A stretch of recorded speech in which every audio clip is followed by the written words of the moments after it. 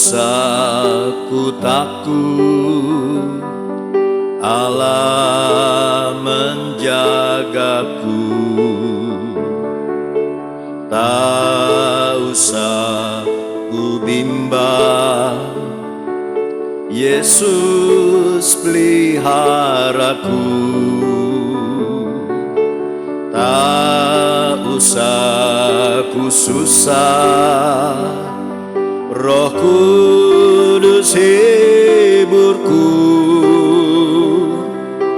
Tak usah ku cemas, Dia memberkatiku. El Shaddai, El Shaddai, Allah Maha Kuasa. Dia besar, Dia besar, El Shaddai mulia. El Shaddai, El Shaddai, Allah Maha Kuasa. Berkat-Nya melimpah, El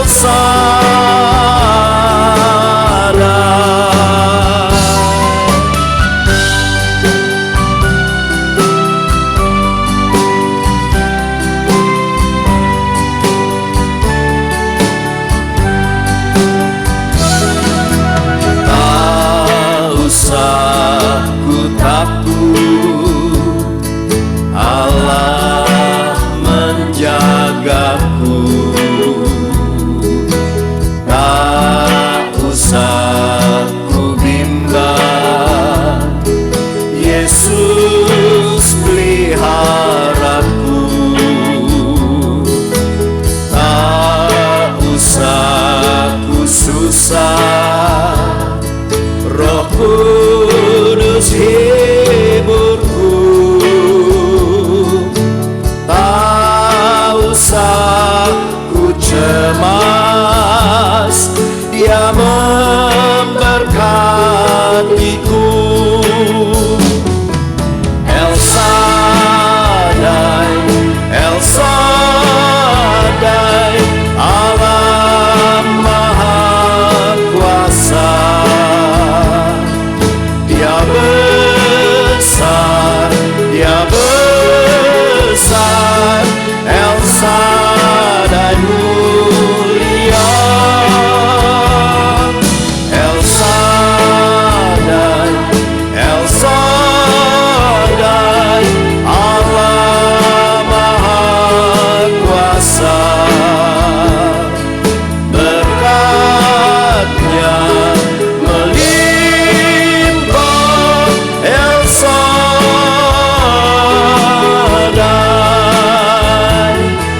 El Shaddai, El Shaddai, Allah Maha Kuasa. Dia besar, Dia besar, El Shaddai mulia. El Shaddai, El Shaddai, Allah Maha Kuasa. Berkat-Nya melimpah, El Shaddai,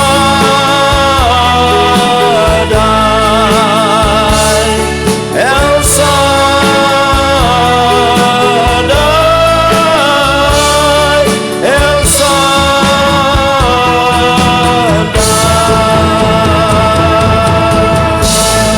Haleluya. Pertama-tama saya ucapkan terima kasih atas kepercayaan yang diberikan kepada saya sebagai ketua Natal El Shaddai tahun 2007. Dengan doa dan usaha bersama kita semua, terutama pengurus-pengurus, kita yakin tema Natal, damai di antara manusia yang berkenan kepadanya, dapat memberikan berkat kepada kita semua. Saya ucapkan juga selamat Natal tahun 2007 dan selamat tahun baru 2008. Tuhan memberkati.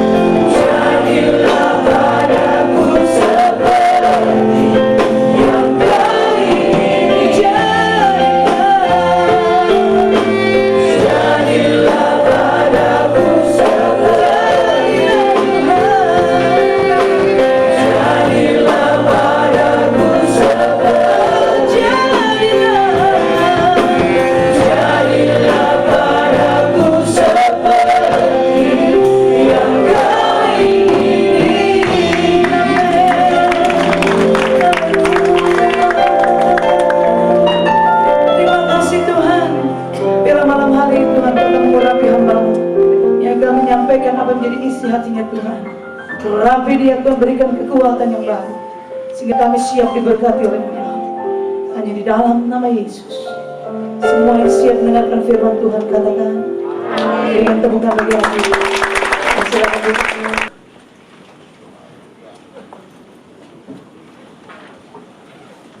Haleluya. Mari kita buka Alkitab kita dalam Injil Lukas pasal 18.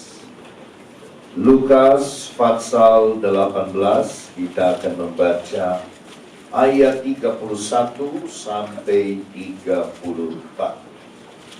Demikian bunyinya. Lukas 18 ayat 31 sampai 34. Yesus memanggil ke-12 muridnya lalu berkata kepada mereka, "Sekarang kita pergi ke Yerusalem, dan segala sesuatu yang ditulis oleh para nabi mengenai Anak Manusia akan digenapi. Sebab ia akan diserahkan kepada bangsa yang tidak mengenal Allah, diolok-olokkan, dihina, dan diludahi. Dan mereka menyesah dan membunuh dia. Dan pada hari ketiga, ia akan bangkit. Akan tetapi mereka sama sekali tidak mengerti semuanya itu. Arti perkataan itu tersembunyi bagi mereka. Dan mereka tidak tahu apa yang dimaksud."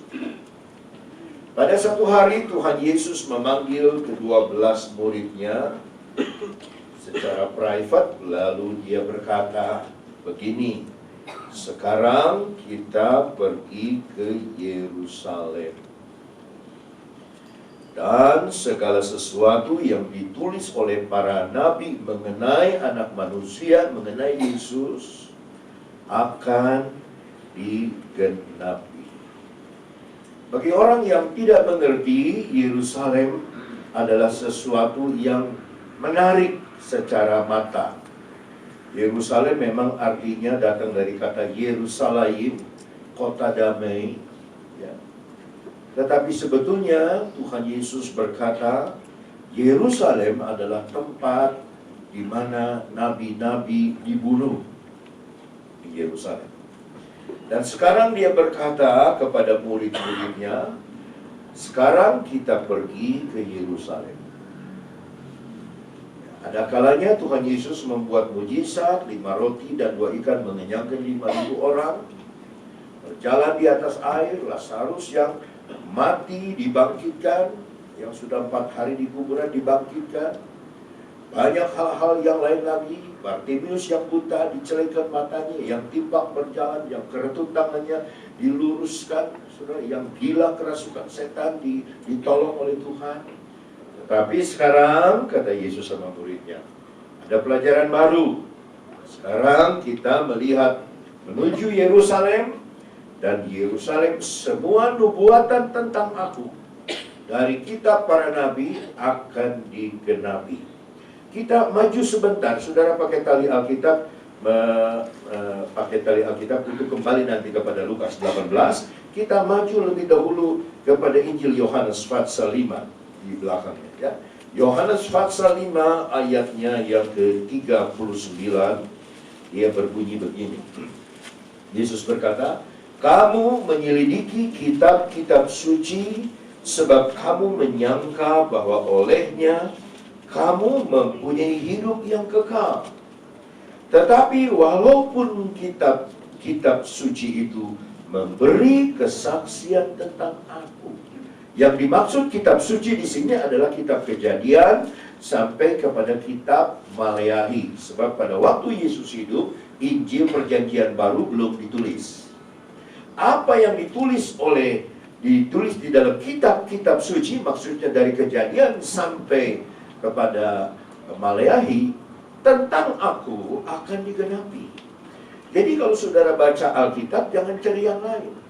Saudara temukan Yesus di buku itu. Saudara baca kitab Kejadian, temukan Yesus. Saudara baca kitab Keluaran, temukan Yesus. Ya, di dalam kitab Kejadian dia disebut benih. Di dalam kitab Keluaran dia disebut anak domba Paskah. Di dalam kitab Imamat dia menjadi disebut darah penebusan. Di dalam kitab Bilangan dia disebut panglima. Dalam kitab Ulangan dia disebut penghibur. Ya. Dan di dalam kitab Mazmur dia adalah pemuji dan dia juga yang mengeluh. Ya. Di dalam kitab Ratapan dia adalah Yesus yang meratap. Ya. Nabi yang meratap. Dan seterusnya. Sekarang kalau saudara kembali kepada Yohanes pasal 1, saudara buka Yohanes pasal 1. Nah, bukan Yohanesnya yang kita baca, tapi sebelah kirinya, Lukas 24. Dalam Lukas 24 ayat 44, di sana Yesus berkata lagi kepada mereka, inilah perkataanku yang telah kukatakan kepadamu ketika aku masih bersama-sama dengan kamu, yakni bahwa harus digenapi semua yang ada tertulis tentang aku dalam kitab Taurat Musa, Kejadian, Keluaran, Imamat, Bilangan, Ulangan, dan kitab nabi-nabi, nabi-nabi besar, Yesaya, Yeremia, Yehezkiel, dan nabi-nabi kecil, Daniel, Hosea, Miha, Amos, Obadya, Nahum, Maleakhi, Zakaria, nabi-nabi kecil. Ya, itu akan digenapi, dikatakan oleh dan kitab Mazmur, ya, kitab Zabur, itu tertulis tentang aku. Jadi kita lebih yakin lagi Alkitab menulis tentang Yesus. Bisa bilang amin, saudara-saudara. Jangan cari khotbah kalau baca Alkitab, cari Yesus. Nanti dia yang kasih khotbah. Ya, jangan cari yang lain, jangan cari untung, cari Yesus. Di dalam Yesus ada keuntungan. Ya, jangan cari nasib baik, cari bukan, cari Yesus. Kalau sudah ketemu Yesus, di dalam Yesus ada segala sesuatu. Ada haleluya, saudara. Kita kembali bersama-sama kepada Lukas 18. Kamu sudah lihat orang timpang berjalan, orang buta melihat, ya, orang sakit disembuhkan, ya, Orang yang ketut diluruskan, orang yang lumpuh berjalan, orang mati dibangkitkan. Sekarang katanya Yesus kepada muridnya ayat 31, kita pergi ke Yerusalem, dan segala sesuatu yang ditulis oleh para nabi, kita sudah baca tadi, mengenai anak manusia akan digenapi. Apa itu? Ayat 32. Sebab ia akan diserahkan kepada siapa, saudara? Kepada siapa? Bangsa-bangsa yang tidak mengenal Allah. Kita berhenti di sini agak lama. Kepada apa, saudara, diserahkan? Bangsa-bangsa yang tidak mengenal Allah. Coba saudara baca di Alkitab. Yang menyalibkan Yesus siapa? Siapa? Ayo dong, masa orang Kristen nggak tahu yang menyalibkan Yesus bangsa apa? Siapa? Yahudi, Israel, yang ngaku kenal kepada Tuhan. Saya kenal kepada Allah. Tapi apa kata Yesus? Bangsa-bangsa, bukan hanya Israel. Orang Romawi, tentara Roma, akan diserahkan Yesus sama mereka. Tapi ini pelajaran. Tersentak saya ketika menemukan ayat ini. Dia akan diserahkan kepada bangsa-bangsa yang tidak mengenal Allah. Makanya saudara-saudara, aduh, saya kalau dengar orang kalau ngomong shalom tuh kayak udah paling kenal Tuhan ya. Shalom. Bahkan ada yang shalom. Ya, ada yang salah lagi bisa di Belanda, Siloam. Salah. Ya. Jadi saudara-saudara, kita tidak bisa mengukur seseorang dari luar. Tuhan sendiri berkata, aku memilih engkau Israel. Aku mendukung kamu di atas sayap burung nasar. Ya, aku mendukung engkau. Apa itu namanya lagu itu? Di bawah kepak. Saya nggak mau. Sebab di bawah kepak itu di sini sudah. Di bawah kepak nggak mungkin kita di bawah. Apa ada keranjang di kepak aja? Alkitab bilang bukan di bawah kepak, tapi di atas burung nasar. Ada amin, haleluya saudara. Kalau di atas kepak, nah ini di bawah kepak ya kita jatuh melulu. Waktu saya di Semarang, saudara-saudara, kita mau cari handphone ringtone-nya. Yang Kristen ada nggak? Mau nggak ini katanya nih? Ini di bawah kepak saya pun, saya bilang nggak mau. Kenapa? Bau. Ya benar, oh iya benar ya nggak bisa terbang. Iya. Makanya kalau ciptakan lagu mesti hati-hati. Ya, di bawah kepak saya begini dia. Belum begini bunyi sudah. Tapi bukan di bawah kepak, tapi di atas sayap burung nasar. Dia mengangkat kita. Ini disebut pilihan Allah. Nah saudara-saudara, sabar ya. Saudara mau sabar nggak? Amin. Sabar, kita buka dulu Roma 9. Nah Roma 9 ini menceritakan tentang orang Israel yang dikasihi Tuhan, yang mempunyai sesuatu. Ya, kita baca mengenai ayat pasal 9 Roma ayat 1. Paulus berkata, aku mengatakan kebenaran dalam Kristus, aku tidak berdusta, suara hatiku turut bersaksi dalam Roh Kudus, bahwa aku sangat berduka cita dan selalu bersedih hati. Bahkan aku mau terkutuk dan terpisah dari Kristus demi saudara-saudaraku kaum sebangsaku secara jasmani. Sebab mereka adalah orang Israel. Mereka telah diangkat menjadi anak. Dan mereka telah menerima kemuliaan dan perjanjian-perjanjian dan hukum Taurat dan ibadah dan janji-janji. Di dunia ini tidak ada bangsa yang dipilih seperti ini, seperti Israel. Nggak ada. Ya. Ayat kelima, mereka adalah keturunan bapa-bapa leluhur yang menurunkan Mesias dalam keadaannya sebagai manusia yang ada di atas segala sesuatu. Dia adalah Allah yang harus dipuji sampai selama-lamanya. Amin. Kalau saudara ditanya, apa betul Yesus itu Allah? Baca Roma 9 ayat 5. Mesias itu disebut Allah. Ia adalah Allah yang harus dipuji sampai selama-lamanya. Amin. Amin, saudara. Amin. Kita kembali lagi kepada Lukas 18. Anak manusia akan diserahkan kepada bangsa-bangsa yang tidak mengenal Allah. Jadi orang Israel ini ngomongnya kenal sama Tuhan, tapi praktek hidupnya tidak mengenal Allah. Bahkan Tuhan Yesus berkata, diolok-olokkan, dihina, diludahi, diam, dan mereka akan menyesal dan membunuh dia. Diolok-olok, saudara-saudara, itu kena telinga. Kita dengar olokan, Yesus dengar olokan. Dihina juga, dicaci maki, kena telinga dan perasaan. Diludahi, saudaraku, diolok-olok juga kena mata. Orang lihat dia mengolok-olok. Ya, dia dipukul dari belakang. Itu tuh mata yang dipukul. Coba untuk buatkan, siapa yang pukul kamu waktu Yesus disiksa? Lalu diludahi, dia kena perasaan. Saya pernah ngadu sama Tuhan. Aduh Tuhan, saya kok begini Tuhan, kok segitu, kok begini, kok dia ngomong begini tentang saya Tuhan. Aduh Tuhan, saya kecewa, sayang diri. Tuhan gak jawab macam-macam. Apakah engkau sudah pernah diludahi? Sadarlah saya. Belum Tuhan. Aku sudah. Jadi saya bisa tahan lagi. Diludahi, dihina, diludahi. Kita mah baru persoalan sedikit aja, udah mundur. Kita mah persoalan sederhana saja udah mundur. Nah, yang menyiksa Yesus, yang meludahi Yesus itu orang yang tidak mengenal Allah. Jadi orang Israel menurut Yesus orang tidak mengenal Allah. Makanya Yesus bilang dalam Matius 7, bukannya yang berseru kepadaku Tuhan, Tuhan akan masuk ke dalam kerajaan surga. Dia itu bicara di depan orang Yahudi. Melainkan yang melakukan kehendak Bapakku yang di surga.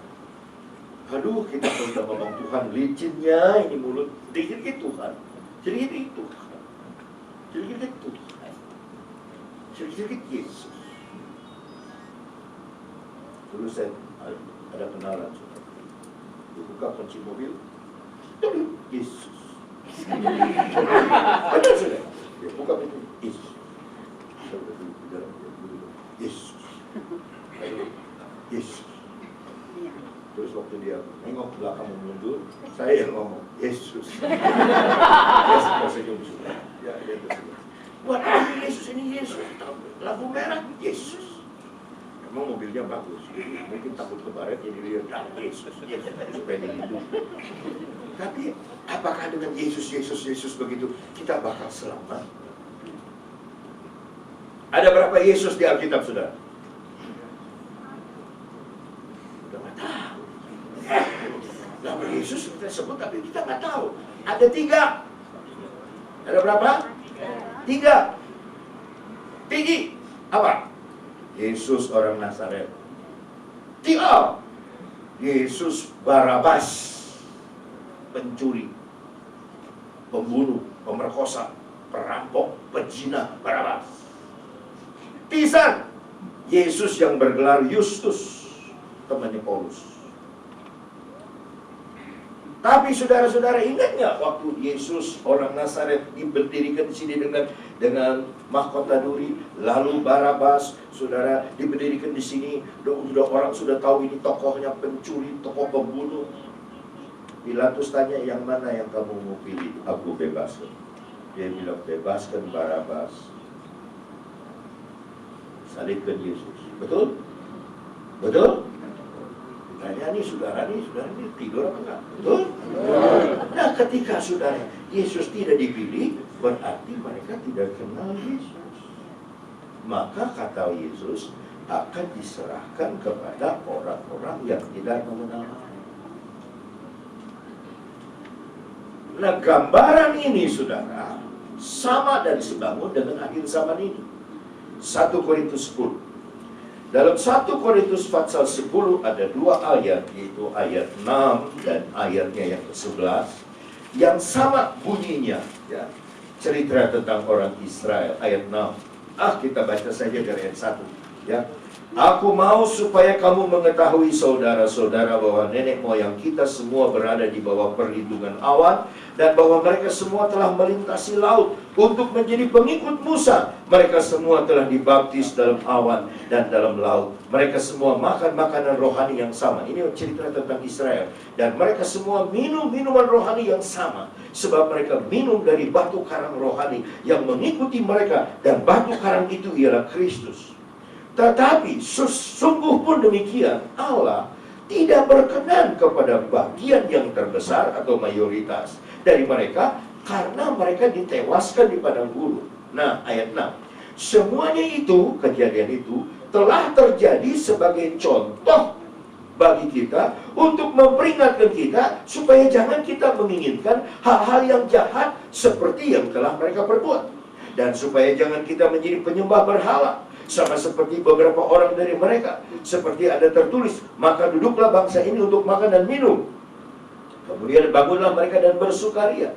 Janganlah kita melakukan percabulan seperti yang dilakukan oleh beberapa orang dari mereka, sehingga pada satu hari telah tewas 23.000 orang. Dan janganlah kita mencobai Tuhan seperti yang dilakukan oleh beberapa orang dari mereka, sehingga mereka mati di pagut ular. Dan janganlah bersungut-sungut seperti yang dilakukan oleh beberapa orang dari mereka, sehingga mereka dibinasakan oleh malaikat maut. Ayat 11. Semuanya ini telah menimpa mereka sebagai contoh dan dituliskan untuk menjadi peringatan bagi kita yang hidup pada waktu di mana zaman akhir telah tiba. Jadi kejadian yang terjadi di dalam perjanjian lama itu menjadi gambar, menjadi contoh, menjadi patron. Banyak umat Tuhan, quote and quote orang Kristen, ya, yang tidak disukai oleh Tuhan, yang Tuhan tidak berkenan. Mulut mengaku mengenal Allah, tapi perbuatannya seperti orang yang tidak mengenal Allah. Saya nggak banyak terlalu susah-susah. Begitu saudara khawatir saja, khawatir, itu sudah sama dengan orang tidak mengenal Allah. Matius pasal 6. Dalam Matius pasal 6, bukan saya yang ngomong, Tuhan Yesus sendiri. Matius pasal 6, kita akan membaca ayatnya yang ke-28. Dan mengapa kamu khawatir akan pakaian? Perhatikan bunga bakung di ladang yang tumbuh tanpa bekerja dan tanpa meminta. Namun aku berkata kepadamu, Salomo dalam segala kemegahannya pun tidak berpakaian seindah salah satu dari bunga itu. Jadi jika demikian Allah mendandani rumput di ladang yang hari ini ada dan besok dibuang ke dalam api, tidakkah ia akan terlebih lagi mendandani kamu, hei orang yang kurang percaya? Perhatikan ini. Sebab itu janganlah kamu khawatir dan berkata, apa yang akan kami makan? Apa yang akan kami minum? Apakah yang akan kami pakai? Semua itu dicari sama-sama bangsa-bangsa yang tidak mengenal Allah. Tuh, kalau kita khawatir, Yesus samakan kita dengan yang menyiksa dia. Kalau saudara khawatir, artinya saudara nggak percaya Tuhan bisa menjaga saudara. Saudara takut, saudara cemas, saudara khawatir, artinya saudara bilang Tuhan engkau bohong. Itu sama dengan menyiksa. Sebab dia sudah bilang, jangan khawatir soal makan, jangan khawatir soal minum, jangan khawatir soal pakaian. Saya nggak takut, nggak khawatir soal makan. Bentar habis kebaktian, sudah ada yang ngajak makan. Udah nggak usah khawatir saya mau tolak, tapi ya udah, artinya ya sudah, sudah ngundang ya sudah. Ya, kita nggak khawatir, saudara, jangan khawatir.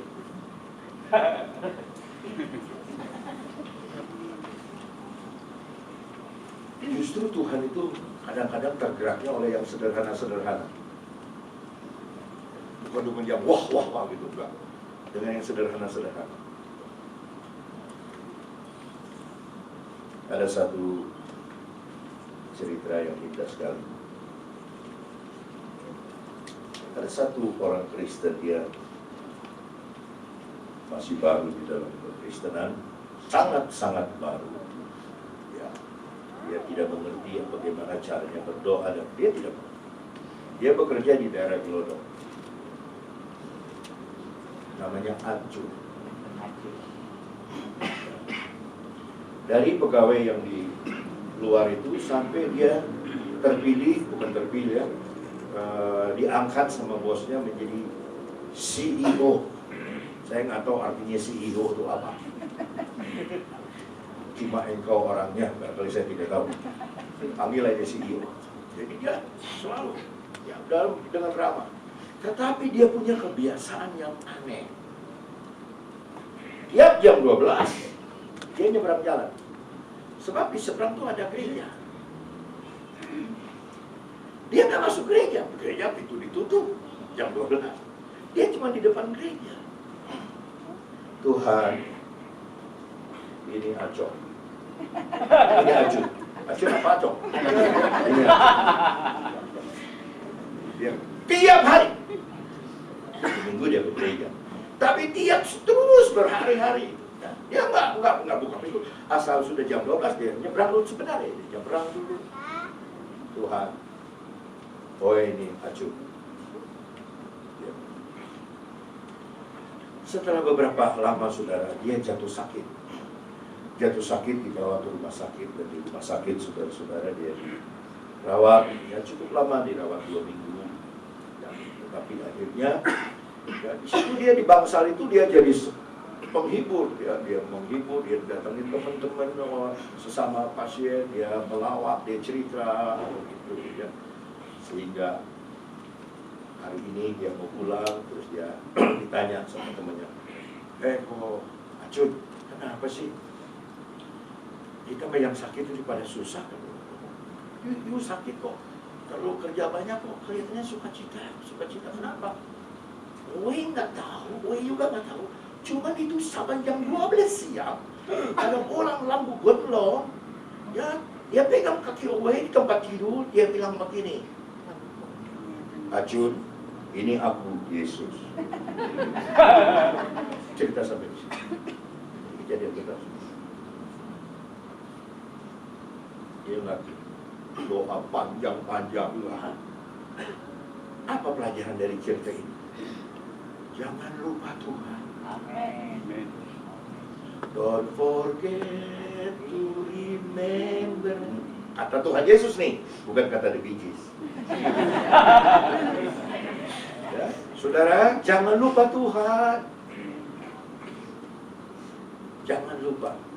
Kembali kepada Lukas 18. Dia berkata ayat 32, sekarang 33, dan mereka menyesal. Bahasa Inggrisnya scourge. Menyesal itu saudara dipukuli dengan cemeti sambil dimaki-maki. Itu Yesus sudah alami. Dipukuli sambil dimaki-maki, di scourge, dan akhirnya membunuh dia. Saudara sudah tahu. Dan pada hari ketiga ia akan bangkit. Saudara, dia dibunuh, diapain dia? Diapain? Salib. Kalau saudara matanya awas, seluruh bangunan, apapun, piano, apa semua, selalu akan ada tanda salib. Itu yang mungkin nggak tahu, dia udah bikin salib banyak. Itu di belakang. Kalau saudara buka piano, itu ada cross, ada tanda salib. Pesawat terbang aja salib.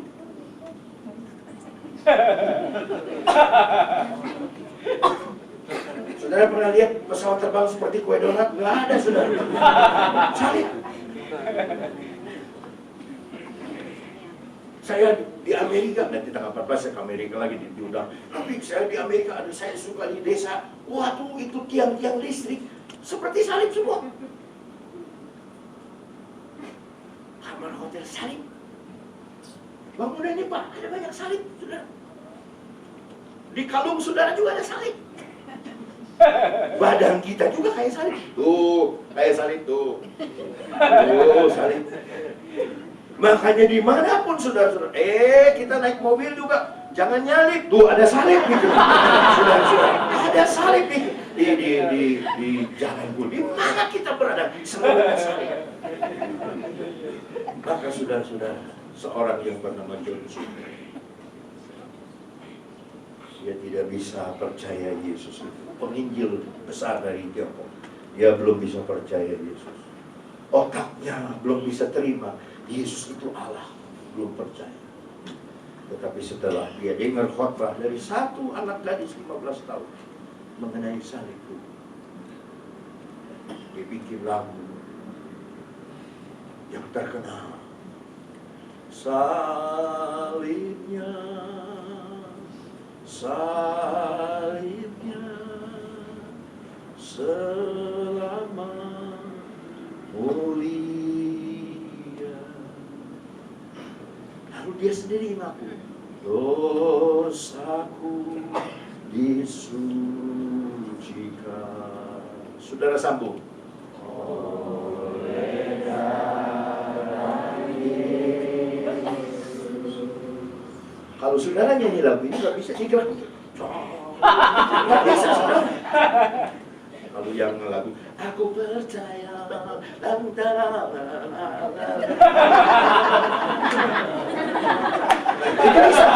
Tetapi kalau saudara salibnya nggak bisa. Kita harus pasti meneteskan air mata. Ketika kita berkata dosaku, kita sadar. Nggak usah ngurusin dosa orang. Dosaku disucikan oleh darah Yesus. Saudara lebih cinta Tuhan Yesus. Akan tetapi mereka sama sekali tidak mengerti semuanya itu. Arti perkataan itu tersembunyi bagi mereka dan mereka tidak tahu apa yang dimaksudkan. Memang kadang-kadang jemaat nggak ngerti apa yang dikhotbahkan oleh Pak Pendeta, nggak ngerti. Tapi dengar saja, terima saja. Nanti di akhirnya saudara akan ngerti. Ketika Yesus ngomong ini, murid-murid itu saja tidak ngerti. Tetapi setelah Yesus bangkit, baru muridnya ingat, oh inilah yang dikatakan oleh guru kita. Dia akan mati 3 hari kemudian dia bangkit. Benar. Baru dia ingat, baru dia mengerti. Begitu juga kita. Gak perlu kita mengerti firman Allah. Oh gak ngerti dia ngomong apa. Lo gak ngerti itu spiritus apa. Tapi terima saja dulu, terima saja. Terima saja. Sebab apa saudara? Nanti pada waktunya akan mengerti. Yesus sendiri berkata, coba Yohanes pasal 13, Yohanes pasal 13, Yohanes pasal 13 kita membaca ayatnya yang ke-7. Jawab Yesus kepadanya, apa yang kuperbuat engkau tidak tahu sekarang, tetapi engkau akan mengertinya kelak. Sekarang yang aku perbuat kamu gak ngerti, tapi kelak nanti kamu ngerti. Waktu Tuhan ambil anak saya umur 1,5 tahun, waduh protesnya saya, berontaknya saya, aduh marahnya, keselnya saya, putus asanya, saya mau berhenti jadi hamba Tuhan. Ini perkataan juga yang menolong saya. Apa yang aku lakukan, kamu tidak mengerti sekarang, nanti kamu akan mengerti. Sekarang saya mengerti, rencana Tuhan itu indah. Baru saya mengerti, saya bisa menghibur orang yang kehilangan anak. Baru saya mengerti, saya bisa menolong seseorang yang mau tinggalkan kependetaan, balik lagi. Karena dia kehilangan anak di Patukulan. Oh, sekarang saya sedikit saja mengerti rencana Tuhan. Mungkin yang sedang saudara alami, saudara nggak ngerti kenapa begini. Kenapa begini? Sama dengan muridnya. Dia tidak mengerti apa yang Yesus ngomong. Apa? Dia tidak mengerti.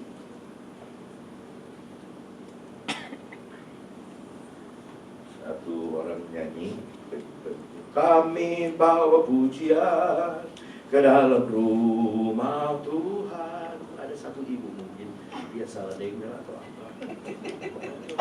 Dia bilang sama anaknya di rumah, Mami senang tuh lagu yang baru tuh pendeta itu tuh, Beni Suryanto, bagus tuh. nyanyinya bagus. Gak apa-apa. Gak tahu katanya, mami mesti bawa cucian katanya. Bawa cucian. Dia salah dengar. Dia salah dengar.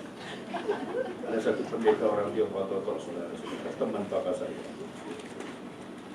Mari saudara-saudara sekalian kita menyanyi satu nyanyian, yaitu Tuhan Yesus tolong gerobak. Kita yang dengar, Yesus tolong gerobak, maksudnya Yesus tidak berubah. Dia berkata begini, di dalam Alkitab ada satu Laya Lau namanya. Dia suka main musik tinton-tinton, bingung yang dengar. Maksudnya di dalam Alkitab ada satu Raja Daud namanya. Dia suka main musik, ting-tong, maksudnya kecapi. Saudara, atas nyonya tidak ada damai. Oh, ibu-ibu pada marah. Maksudnya di atas dunia tidak ada damai. Dia salah ngomong, atas nyonya tidak ada damai. Kalau saudara percaya kepada Tuhan Yesus, kalau itu saudara masuk solokan. Masuk solokan. Dia pernah belok.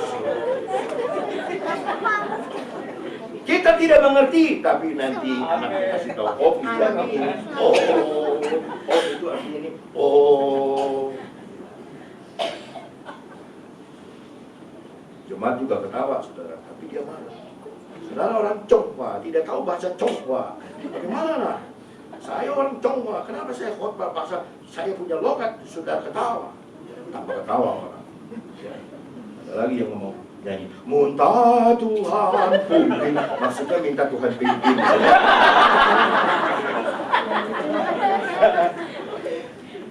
Ayat yang terakhir, ya, kembali kepada Lukas 18. Akan tetapi mereka sama sekali tidak mengerti semuanya itu, arti perkataan itu tersembunyi bagi mereka dan mereka tidak tahu bagi maksudnya. Yang paling akhir sekali ini, benar-benar akhir, Matius 11. Udah ini nggak ada lagi, saudara. Matius 11. Matius pasal 11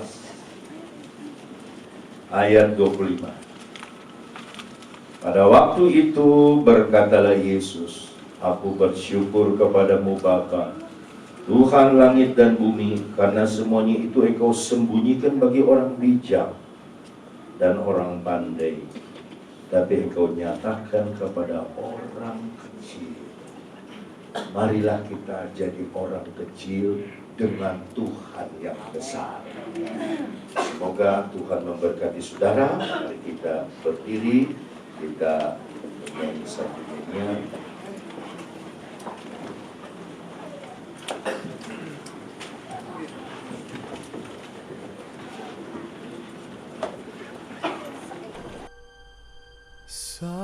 Silent night, holy night, all is calm, all is bright. Round yon virgin mother and child, holy infant, so tender and mild, sleep in heavenly